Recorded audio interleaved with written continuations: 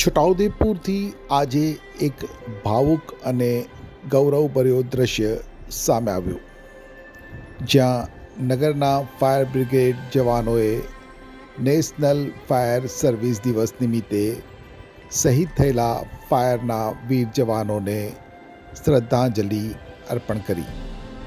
14મી April એક એવો દિવસ જ્યારે સમગ્ર દેશ નમન કરે છે એ વીર જવાનોને, જેમણે જીવ જોખમમાં મૂકી અન્યોના જીવને બચાવ્યો.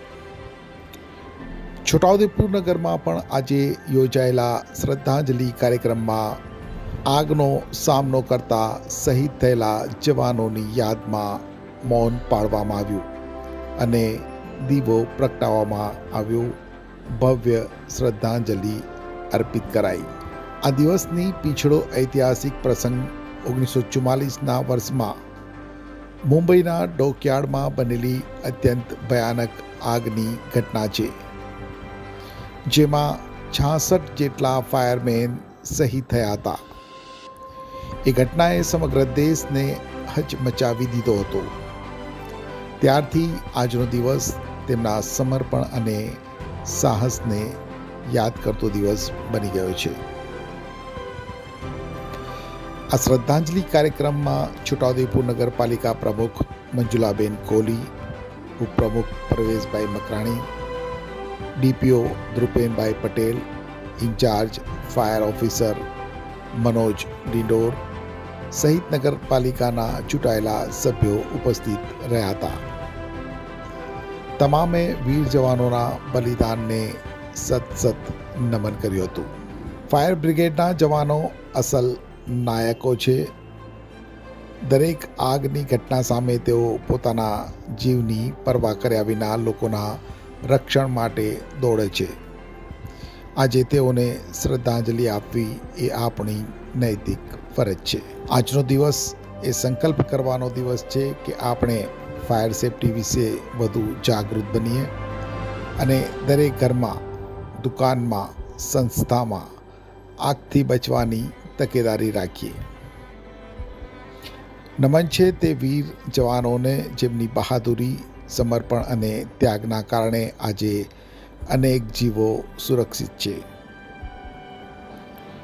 નેશનલ ફાયર સર્વિસ ડે એ માત્ર શ્રદ્ધાંજલિનો દિવસ નથી, પણ એ છે આત્મમંથન કરવાનો દિવસ, તૈયાર રહેવાનો દિવસ અને જીવ બચાવવાનું શીખવાનો દિવસ.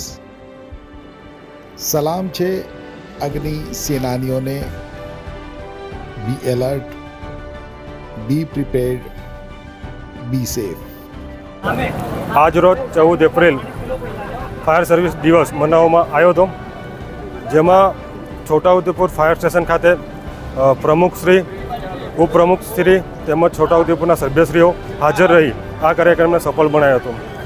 1944 બોમ્બે ડોકયાર્ડમાં એક જહાજમાં આગ લાગી હતી, જેમાં 66 ફાયરમેનો શહીદ થયા હતા, જેની યાદમાં આ કાર્યક્રમ કરવામાં આવે છે, જેમાં આજે શહીદોને શ્રદ્ધાંજલિ આપી અને 14 એપ્રિલથી 20 એપ્રિલ સુધી ફાયર સપ્તાહ વીક મનાવવામાં આવશે. આ વીક દરમિયાન શાળાઓ, સ્કૂલો તેમજ હોસ્પિટલો અને રહેણાંક વિસ્તારમાં આગ અકસ્માતની તાલીમ તેમજ મોકડ્રીલ આપી આખો વીક ઉજવવામાં આવશે.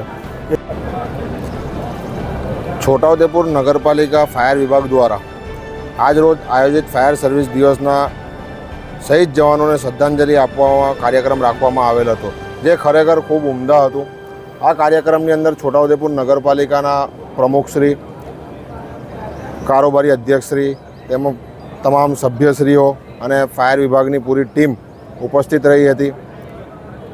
નગરના આગેવાનો હતા, ન્યૂઝ રિપોર્ટરો હતા, બધા હતા. આ પ્રોગ્રામની અંદર આજે ગુજરાત સરકાર દ્વારા અગ્નિશામન વિભાગને 160 કરોડની જાહેરાત કરવામાં આવી હતી. તે આ નવા બજેટની અંદર 200 કરોડની જાહેરાત થઈ ગઈ છે, એમાં વધારો કરવામાં આવ્યો છે. અને એની સાથે સાથે છોટાઉદેપુર નગરપાલિકા ફાયર વિભાગ, ગુજરાત સરકારનો સૌ પ્રથમ મોડલ ફાયર સ્ટેશન છોટાઉદેપુર નગરપાલિકાનું બનવા જઈ રહ્યું છે.